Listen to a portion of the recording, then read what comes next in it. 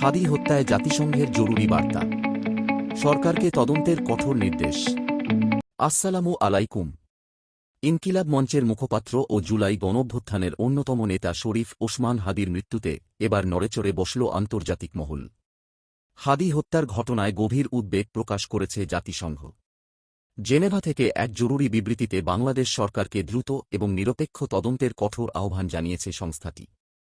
শুক্রবার ১৯ ডিসেম্বর জাতিসংঘের মানবাধিকার বিষয়ক হাই কমিশনার ফলকার তুর্ক এক বিবৃতিতে জানান, ছাত্রজনতার গণান্দোলনের এই বিশিষ্ট নেতার হত্যাকাণ্ডে তিনি গভীরভাবে মর্মাহত। তিনি স্পষ্টভাবে বলেছেন, হাদির মৃত্যুর প্রকৃত কারণ উদ্ঘাটনে অন্তর্বর্তী সরকারকে দ্রুত, স্বচ্ছ এবং নিরপেক্ষ তদন্ত করতে হবে। ফলকার তুর্ক জোর দিয়ে বলেন, দোষীদের যথাযথ আইনি প্রক্রিয়ার মাধ্যমে জবাবদিহিতার আওতায় আনতে হবে। কোনোভাবেই যেন এই বিচার প্রক্রিয়া প্রশ্নবিদ্ধ না হয়, সেদিকে নজর দেওয়ার আহ্বান জানিয়েছে জাতিসংঘ। বিবৃতিতে মানবাধিকার কমিশনার দেশবাসীকে শান্ত থাকার অনুরোধ জানিয়েছেন।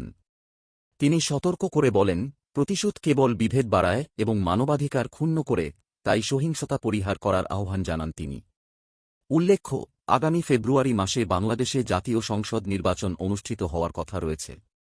হাদি ঢাকা ৮ আসনের সম্ভাব্য প্রার্থী হিসেবে প্রচারণার সময় গত ১২ ডিসেম্বর গুলিবিদ্ধ হন।